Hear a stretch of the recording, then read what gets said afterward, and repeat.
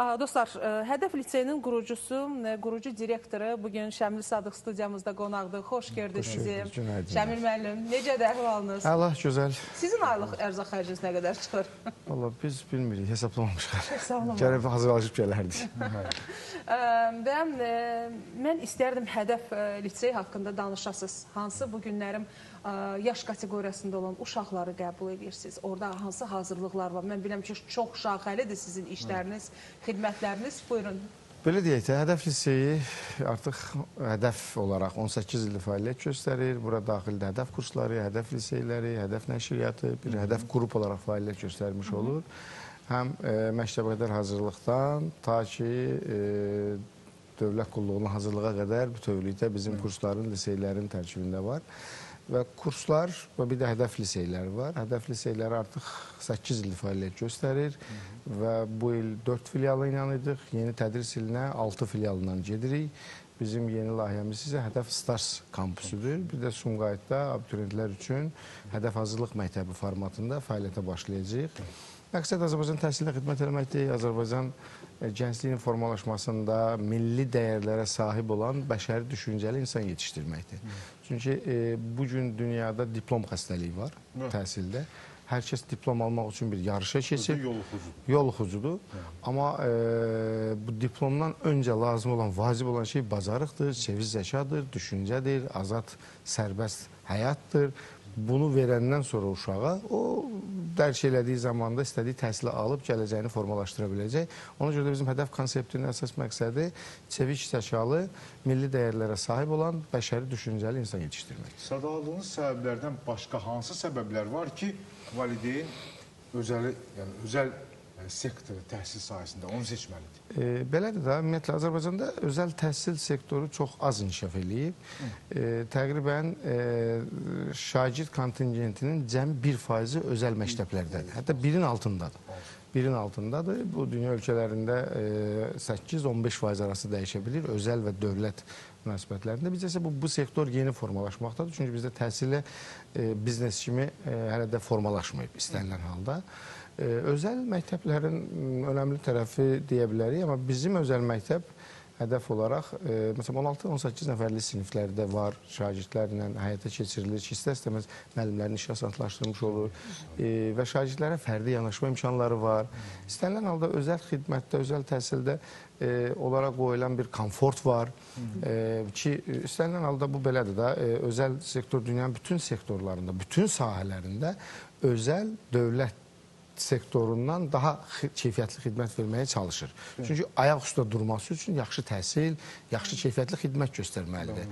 Çünki dotasiya ilə yaşamır, o yaxşı qazanmalıdır ki, yaxşı da iş görmüş olsun. Onun üçün də daha yaxşı iş görməlidir, daha keyfiyyətli nəticə verməlidir. Bu baxımdan düşünürəm ki, imkanı olan, büdcəsi olan formalaşdırılan, yəni özəl müəssisələrdə seçə bilər valideynlərimiz və yolunu, istiqamətini. Bir də özəl təhsil məsələlərində daha çox beynəlxalq təhsil üzərində qurulur. Çünki Cambridge, IB, müxtəlif proqramlar var ki, bunu dövlətin vermək məcburiyyəti yoxdur, borcu da yoxdur. Amma adam istəyir ki, övladı tutaq ki, İtalyan dilində təhsil alsın. Bunun üçün dövlət ana dilində təhsil vermək məcburiyyətindədir, borcu var deyək. Amma özəl xidmət almaq istəyir. O baxımdan özəl məktəblərə yönələn valideynlərimizin ümid edirəm ki, arzuları Çin olacaq. Hətta Çin dilini öyrənmək istəyənlər də var. Yəni, Şəmil müəllim, bu günlərin bəli, nə qədər tələbə mən özü də tanıyıram. Bəli, öyrənək və Çində gedək təhsil alaq. Yəni, bu da var. Odur ki, Stars kampus haqqında istərdim məlumat verəsiniz. Çünki bizə dəfələrlə, yəni biz məlumat verəndə bizim tamaşaçılar da kifayət qədər suallar verirlər ki, nə var orada, nə fərqlidir, hansı uşaqlar oraya qəbul olunur. Təşəkkürlər. Hədəf Stars kampusu Hədəf Liseyinin bir filialıdır, belə düşünək. Hansı zərurətdən yaranır ki, biz buna Stars deyirik və yaxud da niyə bu bölgədədir? Biz ümumiyyətlə liseylər daha çox yerləşib şəhər mərkəzində Azərbaycanda. Amma bizim ümumiyyətlə qarşımıza qoyduğumuz məqsədlərdə ölkəmizin digər bölgələrinədir. Biraz da uc bölgələrə də gedib çatmaqdır. Düzdür, hələ Abşeron ətrafında gəzirik liseylər olaraq. Məsələn, bir filialımız Abşeronda, Masazırda, Qurtuluşdadır, hədəf liseyinin. Ki, tək liseylərdən biri ki, biz bölgədəyik. Digər filiallarımız şəhərin mərkəzindədir. Amma şəhərimiz də maşallah böyükdür, ərazi genişdir. Ona görə elə Hədəf Stars kampüsü Koroğlu metrosunun yaxınlığında Olimpiya stadionundan yan-yana olaraq bir məkan seçildi. Və burada biraz konsepti fərqli qoymuş olduq. Birinci, bilingual təhsil dediyimiz iki dilli təhsil məsələsi var burada. İkinci, bilingual üstəgəl STEM. Çünki iki dilli təhsil və mühəndislik. Yəni, iki dildə düşünmə imkanı yarada bilirik şagirdlərimizə. Çünki bizim ölkədə yanlış bir düşüncə var, hələ də bölmə anlayışı var. Azərbaycan bölməsi, Rus bölməsi, İngilis bölməsi. Əslində, mənim məqsədim bu liseyi açanda da, Starsda yəqin ki, bunu daha tez çatmış olacaq, bölmə anlayışı olmasın. Bir valideyn 45 saatlıq təhsil var özəl məktəblər, 40-45 saatlıq. Biz bunu 20 saatı İngilis dilində veririk. İngilis dilində verdiyin üçün bu Azərbaycan bölməsi mi yoxsa İngilis bölməsi mi, Rus bölməsi mi seçmək dərdi yoxdur.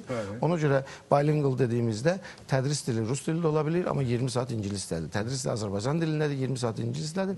Və bir də biz burada IB, PYP proqramı ilə gedəcəyik. Çünki biz indiyə qədər beynəlxalq Cambridge məktəbi, A-level imtahanları ilə A-level Cambridge'in diplomunu təqdim edən bir məktəbi, beynəlxalq məktəbi. Və burada isə IB seçirik, çünki bizim kontingent genişdir. Valideynlərimiz Cambridge-ə yönələnlər də var, amma tez-tez IB soruşanlarımız da olurlar. IB onun açıqlamasında belə də sadəcə. Beynəlxalq təhsil proqramı deyək, bir təhsilə fərqli yanaşmadır, beynəlxalq təhsil proqramıdır.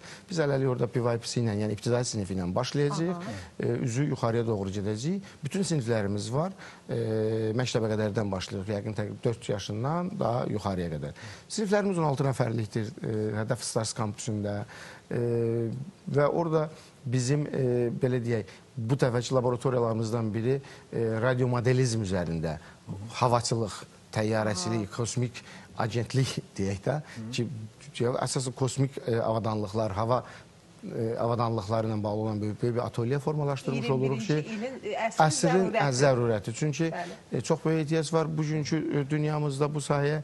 Bizdə, mən fəxrlə deyə bilərəm ki, Azərbaycanda sistemi lisey olaraq ilk dəfə gətirən Hədəf liseydir, Hədəf İstəyam liseyi.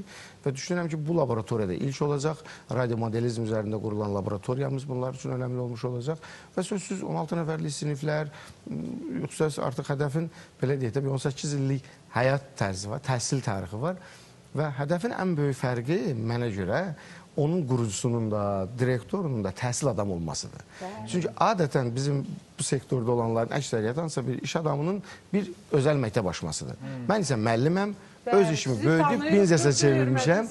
O baxımdan bu bizim hədəfin fərqidir ki, yəni həm təhsilimizi veririk, həm də belə deyə ailəmizə çörək qazanırıq. Azərbaycanın doğrudan da yəni ziyalılarından birisiniz. Yəni bu danılmaz bir faktdır və bizim üçün çox xoşdur ki, bu günlərim siz buradasınız xəbər ertəsində. Təşəkkürlər. Bizdə belə bir tendensiya təəssüf ki var. Biz bunu dana bilmərik ki, hazırlığa getmədən, repetitor görmədən uşaq universitetin qapısından içəri girməz. Az qala bunu qəbul etmişik. Dövlət məktəblərində dediyiniz kimi şagirdlərin sayı çoxdur, proqram bəlkə fərqlidir, test anlayışı bir o qədər oturmayıb, hərçənd imtahan testindən veririk, çox qəribədir. Özəl məktəbə də gedən uşaq repetitor yanına getməlidirmi? Qətiyyən. Deməli, məsələ belədir. Birinci orada valideyn xərc çəkir, büdcə ayırır, övladını oxutmuş olur. Bir də hazırlığa getmək üçün dərdə düşməlidir. Bu biraz dəbahalla da çevrilib hazırlıq prosesi. Amma uşaq universitetə hazırlaşanda, yəni universitet ərəfəsində hazırlaşmalıdır. Bizdə narahat etdiyimiz məqam, dediyiniz məqam budur. Məktəbində mi hazırlaşmalıdır, yoxsa məktəbdən kənar əlavə xərc mi çəkməlidir? Biz isə bunu liseydə, məktəbin içində hazırlıq təşkil etmiş oluruq. Yəqin ki, ekranda.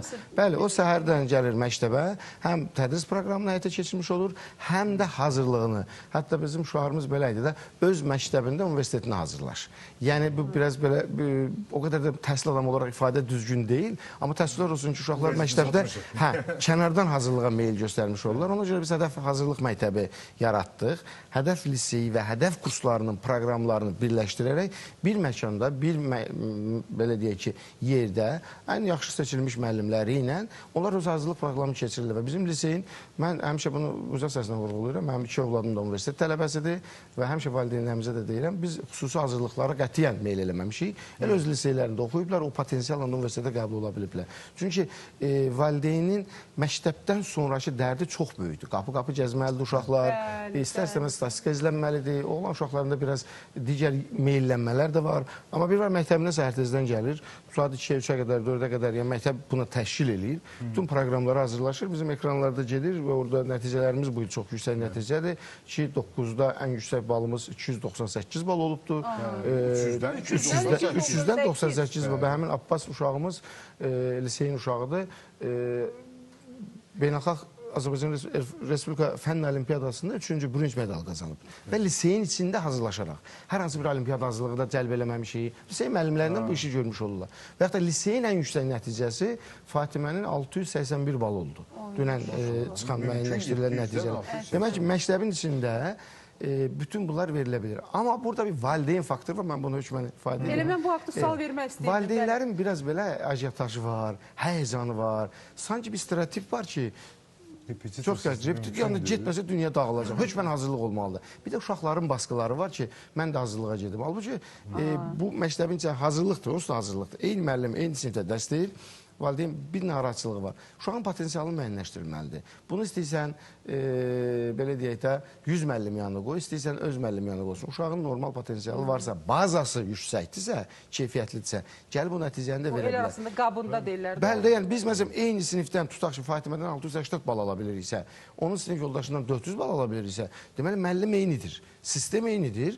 Yanaşma eynidir, uşağın götürmə qabiliyyəti fərqlidir. Bunu valideynlərimiz hökmən dərk edir. Və uşaqdan, valideyndən danışdıq, Şəmin bəy. Bu günlərim hədəfin müəllimləri doğrudan da, yəni çox adam, yəni bu heç kəsə sir deyil ki, doğrudan da super peşəkarlardılar və nəticələr də yüksəkdir. Müəllim seçimi necədir hədəfdə? Deməli, biz artıq 10 ildən çoxdur ki, hər ilin may ayında müəllim qəbul imtahanı keçiririk. Bəs bu ilin may ayının 11-də bizim müəllim qəbul imtahanına, hədəf qəbul imtahanına 2000-ə yaxın müəllim girdi. Və hal-hazırda bizim baş idarədə müəllimlərin ikinci turu, yəni birinci test turudur, ikinci müsabiqə turudur. Müsabiqə aparılır. Birinci buradan seçilir. İkinci bizim avqust ayında bir 10-15 günlük ilkin başlanğıc təlimlərimiz olur. Bir də ilin ortasında təlimlərimiz keçirir və bir də bizim hər il hədəfə məxsus olaraq PKP-də dediyimiz müəllimlərin performans, pedaqoji kadrların performans dəyərləndirilməsi.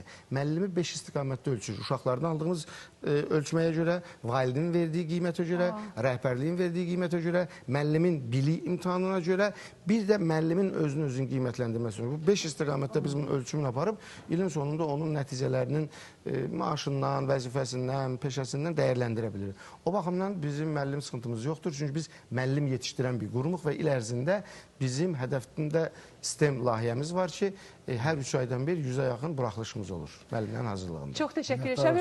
Bizə çoxlu sayda valideyn baxır uşaqlarla birlikdə. Lakanik olaraq hansı tövsiyəniz var? Valideynlərimizə bir uşaqların tanınmasını tövsiyə edirəm. Hökmən ən birinci vacib uşaqların tanınmasıdır. Uşaqlar ilə dost olmaları məcburiyyətindədirlər. Amma sözsüz ki, nəzarət bir mənalıdır bu mövzuda. Müəllimlərə güvənməlidirlər. Azərbaycan məktəbinə güvənməlidirlər. Bugün valideynlərimizin çox təəssüf ki, söhbət özəldən, dövlətdən getmir. Azərbaycan məktəbinə təhsilinə güvəni azalıb. Mən düşünürəm ki, biz o güvəni qazana bilsək, həm ölkəmizin, həm də valideynlərimizin gözlədiyini əldə edə bilərik. Hər halda bu dostlar pafosdan uzaq bir cümlədə hədəf 10 il ərzində bunu bacarıb. Minnətdarıq sizə. Şəmin Sadıq dostlar, Hədəf Liseyinin qurucu direktoru studiyamızda qonaq edim. Biz də sizin evlərinizdə 3 saat ərzində qonaq oldunuz. Bizə evimizin səhər qonaqları deyirsiniz. Qonaqlıq burada bitir. İcazənizlə və sabahlarım səhər saat 7-də Xəbər ertəsi yenidən Xəzər TV-də olacaq. Minnətdarıq. Şəmin müəllim gözəl dedi, müəllimlərə güvən biraz azalıb. Amma mənə elə gəlir ki, ən pisi də odur. Kitablara biraz güvən azalıb. Bax, bu dünyanın sonu olacaq. Hələlik.